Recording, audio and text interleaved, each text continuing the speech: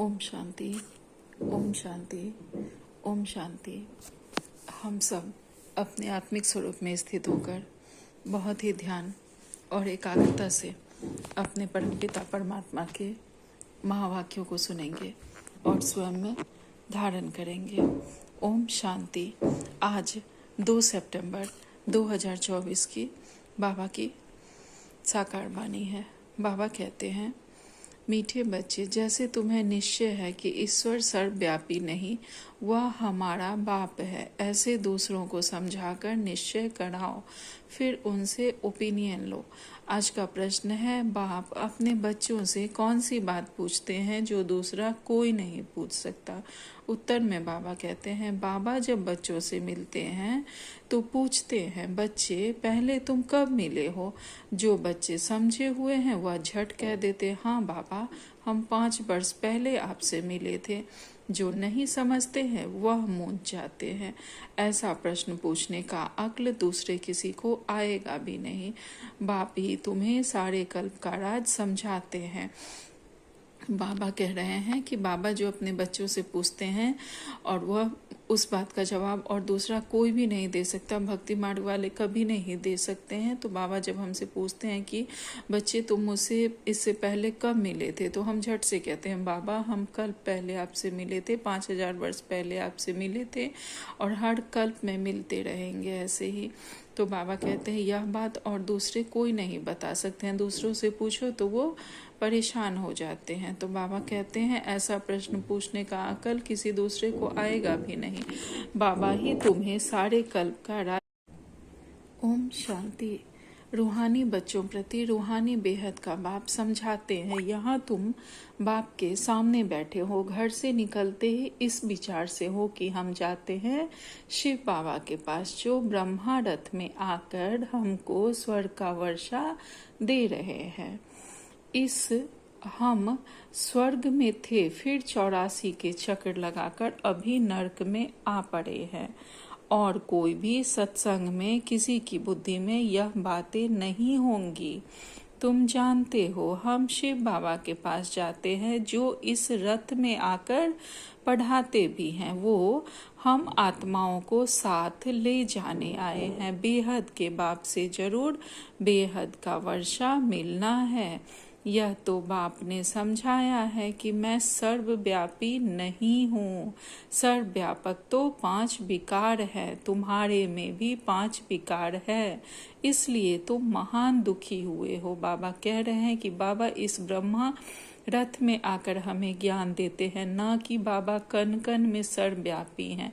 सर्वव्यापी तो रावण है, ना कि भगवान है, और वो रावण है 5 विकार, जो कि सभी में है। इसी 5 विकार के कारण हम दुखी हुए हैं। ईश्वर सर्वव्यापी नहीं है, यह सबको बताना है। और इस बारे में वह बाकी लोग क्या सोचते हैं, जो भक्ति मार्ग वाले हैं, जो बाबा के नहीं अभी तक बने हैं, बाबा कहते हैं यह उन सब से ओपिनियन जरूर लिखवाना है।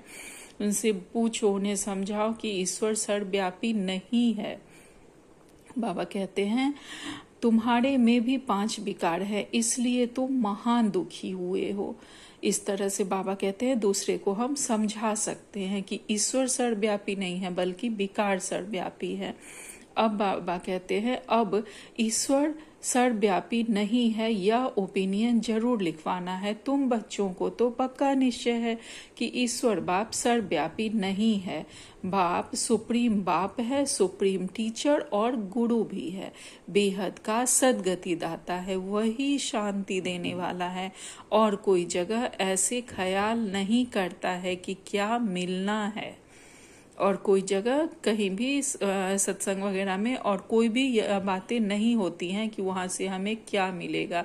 लेकिन यहाँ जब हम आते हैं तो हम समझते हैं कि यही हमारे बेहद के पिता भी हैं, टीचर भी हैं और सतगुरु भी हैं। यही हमारी सदगति करेंगे, यही हमें शांति सुख का वर्षा देंगे। बाबा कहते हैं, सिर्फ कर्ण रस रामायण गीता आदि जाकर सुनते हैं, बुद्धि में अर्थ कुछ नहीं। आगे हम परमात्मा सर्वव्यापी कहते थे, अब बाप समझाते हैं यह तो झूठ है। बड़ी ग्लानि की बात है। तो यह ओपिनियन भी बहुत जरूरी है। आजकल जिनसे तुम ओपनिंग आदि कराते हो वह लिखते हैं ब्रह्मा कुमारियां अच्छा काम करती हैं, बहुत अच्छी समझानी देती है, ईश्वर को प्राप्त करने का रास्ता बताती है, इससे लोगों के दिल पर सिर्फ अच्छा असर पड़ता है, बाकी यह ओपिनियन कोई भी लिखकर नहीं देते हैं। बाबा कहते हैं आजकल जो कोई भी किसी भी चीज़ का उद्घाटन होता है तो दीदियों लोग को बुलाया जाता है, भाई लोग को बुलाया जाता है, तो सब लोग समझते हैं कि यह बहुत अच्छा ज्ञान दे रहे हैं, ईश्वर प्राप्त करने का रास्ता बता रही हैं, इनसे सब पर अच्छा असर पड़ता है। लेकिन बाबा कहते हैं यह ओपिनियन लिखकर कोई भी नहीं देते कि दुनिया भर में जो मनुष्य कहते हैं कि ईश्वर सर्वव्यापी है, यह बड़ी भूल है, यह कोई भी नहीं बताते, यह मानने के लिए नहीं जल्दी तैयार होते। जब हमारा ज्ञान वह समझते हैं तभी समझते हैं कि हाँ, ईश्वर सर्वव्यापी नहीं है, ईश्वर कल्प में एक ही बार आते हैं। बाबा कहते हैं ईश्वर तो बाप, टीचर, गुरु है, यह तो मुख्य बात है। एक तो मुख्य बात है यह कि ईश्वर बाप, टीचर और सतगुरु और गुरु है।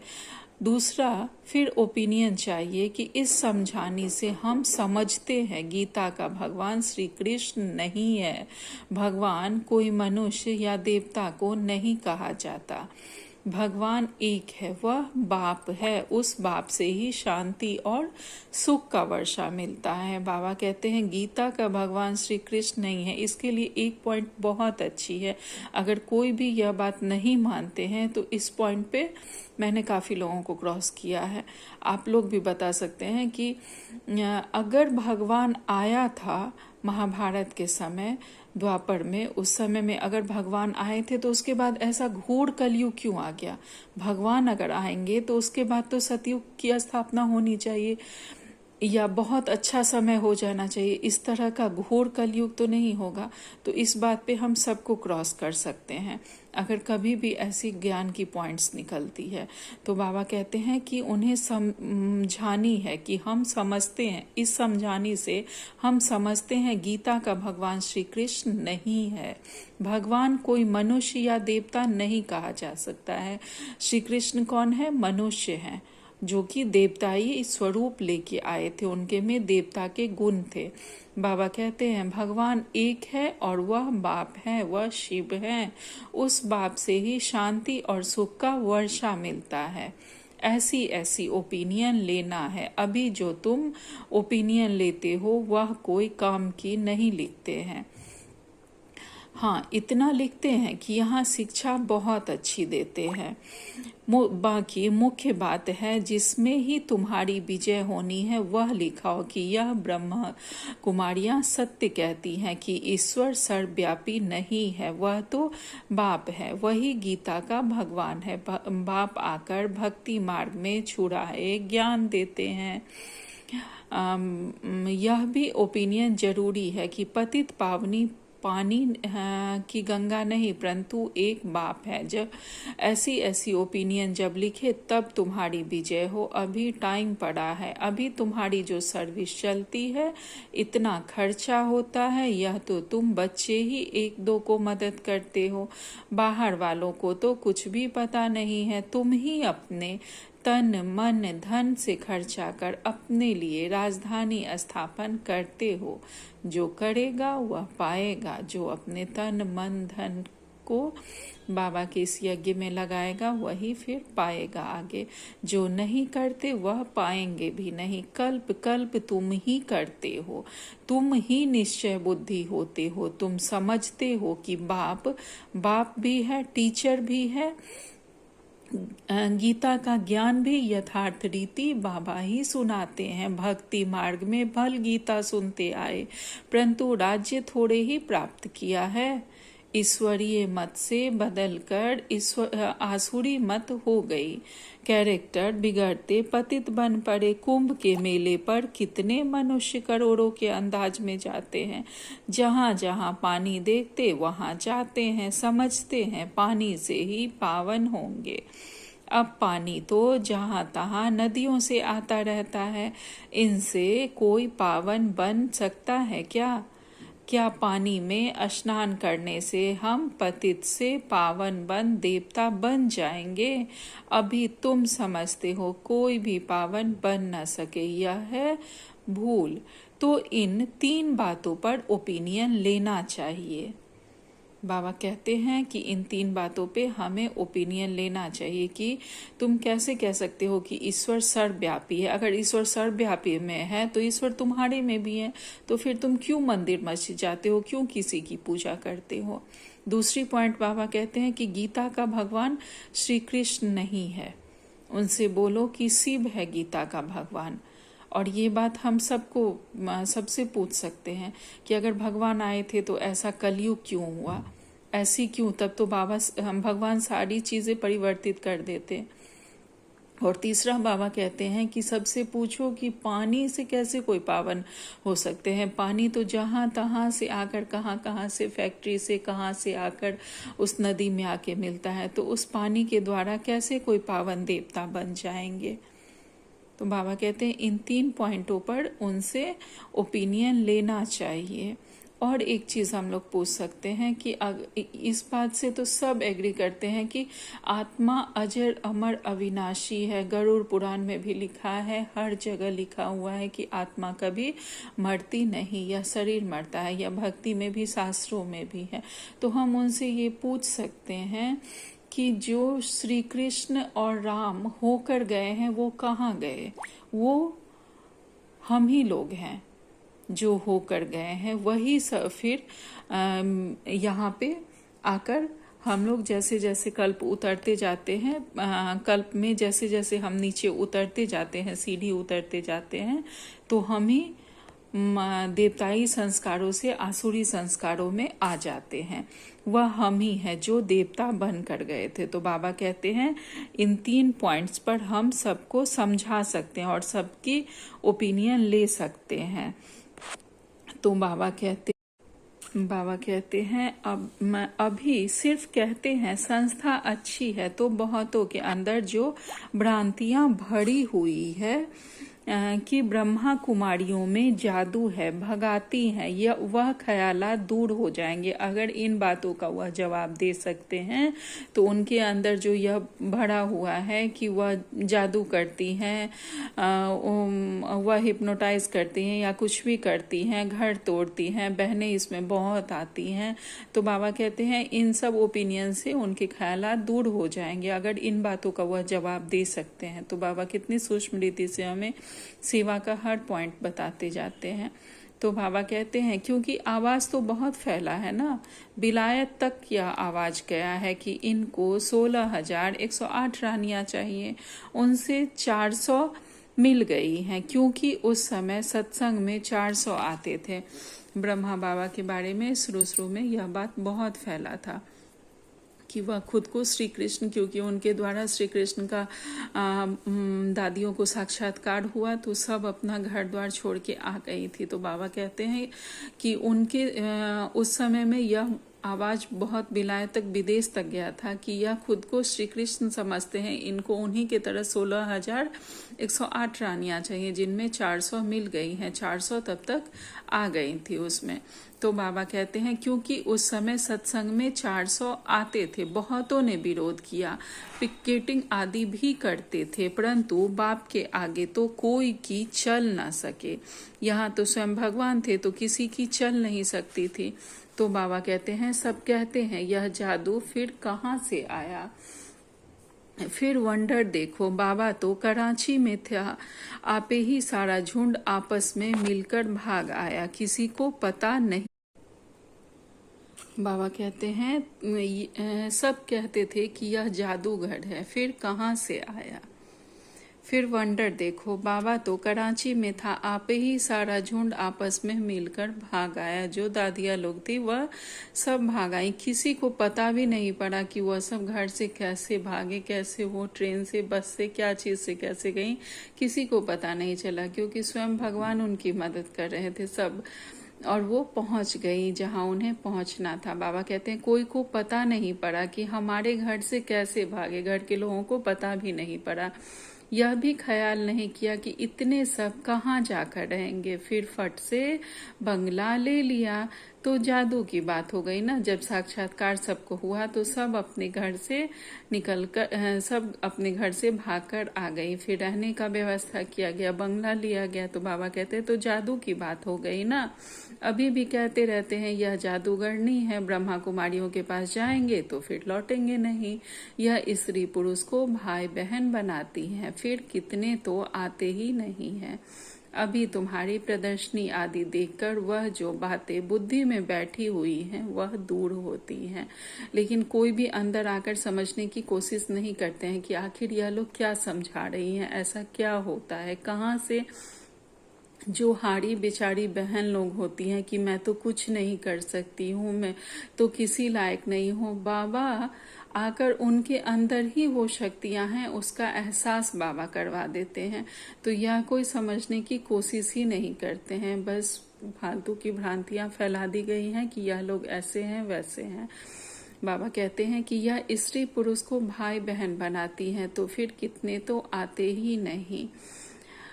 अभी तुम्हारी प्रदर्शनी आदि देखकर वह जो बातें बुद्धि में बैठी हुई हैं वह दूर होती हैं।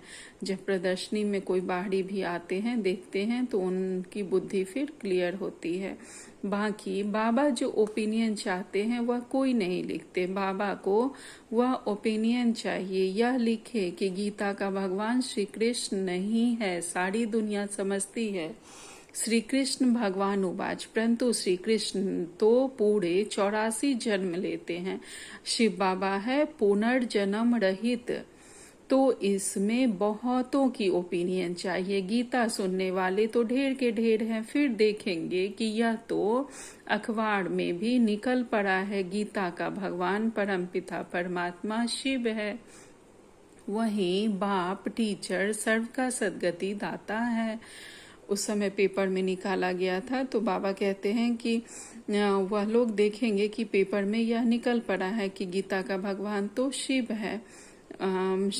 आगे कहते हैं बाबा, शांति और सुख का वर्षा सिर्फ उनसे मिलता है, बाकी अभी तुम बहुत मेहनत करते हो, उद्घाटन कराते हो, सिर्फ मनुष्यों की भ्रांतियां दूर होती है, समझानी अच्छी मिलती है। बाकी बाबा जैसे कहते हैं वह ओपिनियन लिखे, वह अपना विचार लिखे कि वह क्या सोचते हैं, और जो वह भक्ति मार्ग की बातें सोचते हैं वह कहाँ तक सही है, वहाँ हम उनको क्रॉस करके उन्हें बता सकते हैं। तो बाबा कहते हैं कि बाबा जैसे कहते हैं वह ओपिनियन लिखे, मुख्य ओपिनियन है यह, बाकी सिर्फ राय देते हैं यह संस्था बहुत अच्छी है, इससे क्या होगा। हाँ, आगे चल जब विनाश और स्थापना नजदीक होगी तो तुमको यह ओपिनियन भी मिलेंगे। बाबा कहते हैं अगर कोई कहता है कि यह संस्था बहुत अच्छी है तो सिर्फ कहने से क्या होगा, जब तक इस ज्ञान को समझेंगे नहीं। लेकिन हाँ, आगे चलकर जब विनाश का समय आएगा और स्थापना का समय नजदीक होगा तब हमें यह ओपिनियन मिलेंगे, वह लोग समझेंगे। जो समय की अब हम लोग देख रहे हैं कि धीरे धीरे आ रहा है, सभी साधु संत सन्यासी भी कितना इस बात का प्रचार कर रहे हैं, कितने बड़े बड़े लोग, सब सेलिब्रिटी सब बता रहे हैं कि हाँ ये जो कर रहे हैं वह सही कर रहे हैं, ये जो ज्ञान दे रहे हैं वह सही है। तो बाबा कहते हैं जब विनाश और स्थापना नजदीक होगी तो तुमको यह ओपिनियन भी मिलेंगे, समझ कर लिखेंगे, हमसे मिलेंगे, समझेंगे और फिर लिखेंगे। अभी तुम्हारे पास आने तो लगे हैं ना, अभी तुमको ज्ञान मिला है, एक बाप के बच्चे हम सब भाई भाई हैं, यह किसी को भी समझाना तो बहुत सहज है। सब आत्माओं का बाप एक सुप्रीम बाबा है, उनसे जरूर सुप्रीम बेहद का पद भी मिलना चाहिए। सो 5000 वर्ष पहले तुमको मिला था। वो लोग कलयुग की आयु लाखों वर्ष कह देते हैं, तुम 5000 वर्ष कहते हो, कितना फर्क है। बाप समझाते हैं 5000 वर्ष पहले विश्व में शांति थी, यह एम ऑब्जेक्ट सामने खड़ी है, इनके राज्य में विश्व में शांति थी, यह राजधानी हम फिर स्थापन कर रहे हैं। सारे विश्व में सुख शांति थी, कोई दुख का नाम नहीं था, अभी तो अपार दुख है। हम यह सुख शांति का राज्य स्थापन कर रहे हैं, अपने ही तन मन धन से गुप्त रीति। अपने ही तन मन धन से हम बाबा का सहयोगी बनकर सुख शांति का राज्य स्थापन कर रहे हैं। हम बाबा के बच्चे जो जहाँ तक सक्षम हैं अपने तन के द्वारा, जैसे दीदियाँ लोग हैं कहाँ कहाँ जाकर सेवा दे रही है, मन से हम मनसा सेवा कर रहे हैं, धन से हम स्थूल धन द्वारा सेवा कर रहे हैं। तो बाबा कहते हैं कि जिसका जो भी है पार्ट वह उस रीति से सेवा कर रहा है और राज्य स्थापना में सब सहयोग दे रहे हैं। बाबा कहते हैं बाप भी गुप्त है और हम भी गुप्त रीति से यह राज्य स्थापन कर रहे हैं। बाप भी गुप्त है, नॉलेज भी गुप्त है, तुम्हारा पुरुषार्थ भी गुप्त है। इसलिए बाबा गीत कविताएं आदि भी पसंद नहीं करते हैं। वह है भक्ति मार्ग। भक्ति मार्ग में कितना गीत और कविताएं गाते रहते हैं। बाबा कहते हैं यहाँ तो चुप रहना है, शांति से चलते फिरते याद करना है और सृष्टि चक्र बुद्धि में फिराना है। अभी हमारा यह अंतिम जन्म है पुरानी दुनिया में। इस पुरानी दुनिया में अब हमारा यह अंतिम जन्म है, फिर हम नई दुनिया में पहला जन्म लेंगे। सतयुग में आत्मा पवित्र जरूर चाहिए। अभी तो सब आत्माएं पतित हैं। तुम आत्मा को पवित्र बनाने के लिए बाप से योग लगाते हो। हम आत्माएं पवित्र बनने के लिए बाबा से योग लगाते हैं, अपने परमात्मा से योग लगाते हैं। बाबा कहते हैं अभी तो हम सब पतित हैं। बाप खुद कहते हैं बच्चे देह सहित देह के सब संबंध छोड़ो। बाप नई दुनिया तैयार कर रहे हैं, उनको याद करो तो तुम्हारे पाप कट जाएं। अरे बाप जो तुमको विश्व की बादशाही देते हैं, ऐसे बाप को तुम कैसे भूल जाते हो। वह कहते हैं बच्चे यह अंतिम जन्म सिर्फ पवित्र बनो। यह अंतिम जन्म है तुम्हारा, पवित्रता पे बहुत ध्यान दो। बाबा कहते हैं पवित्रता सबसे फर्स्ट है। पवित्र बनेंगे तो सब बातें सहज हो जाएंगी। और इस पवित्रता में भी, पवित्रता की धारणा में भी बाबा की बहुत मदद मिलती है। यह कोई नहीं सोचे कि मैं ये धारणा कर रही हूँ। करण करावनहार भगवान है, तो अगर सिर्फ हमें दृढ़ संकल्प करना है, बाबा ने इस बार की अव्यक्त मुरली में कहा है ना, हमारे अंदर वो दृढ़ता का संकल्प होना चाहिए। बाकी मदद करने के लिए भगवान हर समय हाजिर है। तो बस हमें संकल्प करना है, हमें कुछ नहीं, उसके लिए कोई प्रयास नहीं करना है। भगवान सहज ही सब कुछ करवा देते हैं। सारा मार्ग बिल्कुल सहज हो जाता है, चाहे कोई भी मार्ग हो पवित्रता का, भोजन संबंधी हो, रहन सहन संबंधी, हर चीज की पवित्रता बाबा स्वतः ही करवा देते हैं। बस हमें संकल्प करना है अपने अंदर, अपने बाबा से। आगे बाबा कहते हैं अब इस मृत्यु लोक का विनाश सामने खड़ा है। यह विनाश भी हूबहू 5000 वर्ष पहले ऐसे ही हुआ था। यह तो स्मृति में आता है ना, यह सब हमारी मेमोरी में है। हम सब काफी सारी बातें देखते हैं, किसी ने कुछ कहा, कोई बात हुआ, लगता है कि ये लगता है जैसे पहले भी हुआ था। और यह वही बातें हमारी स्मृति में है, हमारी मेमोरी में फीड है अभी तक। ओम शांति। बाबा कहते हैं बाबा के पास जब कोई आता है तो उनसे पूछता है आगे कब मिले थे। कोई तो जो समझे हुए हैं वह झट कह देते हैं बाबा 5000 वर्ष पहले मिले थे। कोई नए आते हैं तो मूंझ पड़ते हैं, बाबा समझ जाते हैं ब्राह्मणी ने समझाया नहीं है। फिर कहता हूँ सोचो तो स्मृति आती है। यह बात और तो कोई पूछ ना सके, यह बात सिर्फ बाबा ही पूछ सकते हैं, क्योंकि बाबा जानते हैं। मैं कल पहले भी अपने बच्चों से मिला था। बाबा कहते हैं पूछने का अक्ल आएगा ही नहीं, वह क्या जाने इन बातों से। आगे चलकर तुम्हारे पास बहुत आकर सुनेंगे जो इस स्कूल के होंगे, वही आएंगे जो इस स्कूल के होंगे। इसलिए बाबा का ज्ञान भी बहुत सोच समझकर मैसेज देना है। जो यहाँ के होंगे वह फट से आ जाएंगे, उन्हें कोई बात टच हो जाएगी, और जो यहाँ के नहीं होंगे उन्हें हम लाख घोल के पिला दे वह समझेंगे नहीं। इसलिए बहुत उनके पीछे नहीं पड़ना है, बस थोड़ी बहुत पॉइंट जरूर बाबा की बता देनी है, हो गया। आगे कहते हैं बाबा दुनिया बदलनी तो जरूर है, चक्र का राज तो समझा दिया है। अब नई दुनिया में जाना है, इस पुरानी दुनिया को भूल जाओ। बाप नया मकान बनाते हैं तो बुद्धि उसमें चली जाती है, पुराने मकान में फिर ममत्व नहीं रहता। यह फिर है बेहद की बात। बाप नई दुनिया स्वर्ग स्थापन कर रहे हैं, इसलिए अब इस पुरानी दुनिया को देखते हुए भी नहीं देखो। ममत्व तो हमारा नई दुनिया में रहे, इस पुरानी दुनिया से वैराग्य। वह तो हठ योग से हद का संन्यास कर जंगल में जाकर बैठ जाते हैं साधु सन्यासी लोग, और तुम्हारा तो है सारी पुरानी दुनिया से वैराग्य। इसमें तो अथाह दुख है, इस दुनिया में, इस पुरानी दुनिया में तो बाबा कहते हैं अथाह दुख है। तो इस पुरानी दुनिया में रहते हुए भी इससे उपराम रहना है। बाबा कहते हैं नई सतयुगी दुनिया में अपार सुख है, तो जरूर उनको याद करेंगे।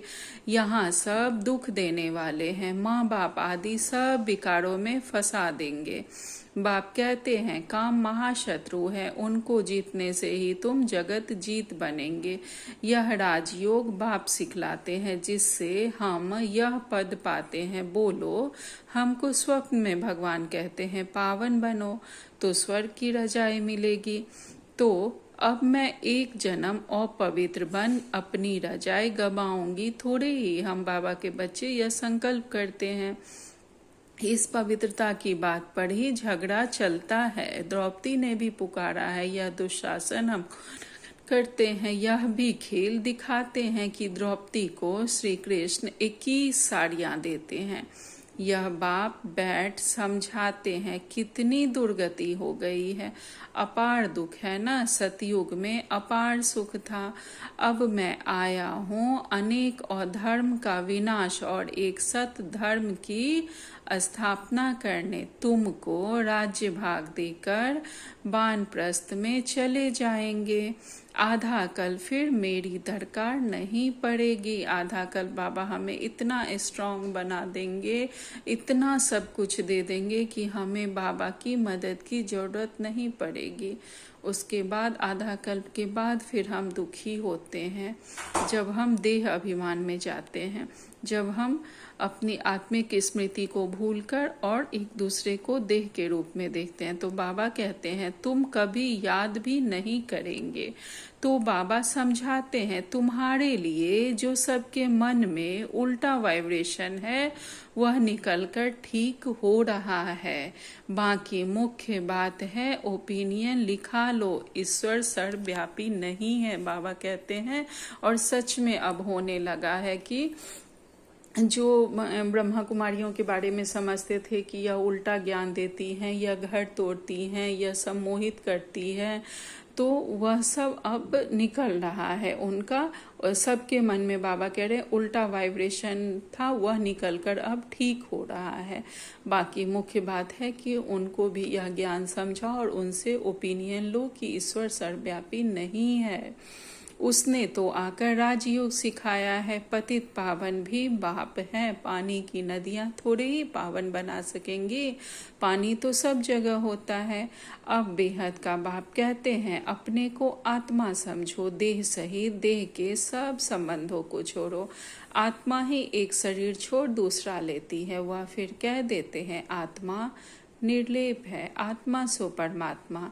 यह है भक्ति मार्ग की बातें। बच्चे कहते हैं बाबा याद कैसे करें? अरे अपने को आत्मा तो समझते हो ना, आत्मा कितनी छोटी बिंदी है, तो उनका बाप भी इतना छोटा होगा, वह पुनर्जन्म में नहीं आता। यह बुद्धि में ज्ञान है। बाप याद क्यों नहीं आएगा?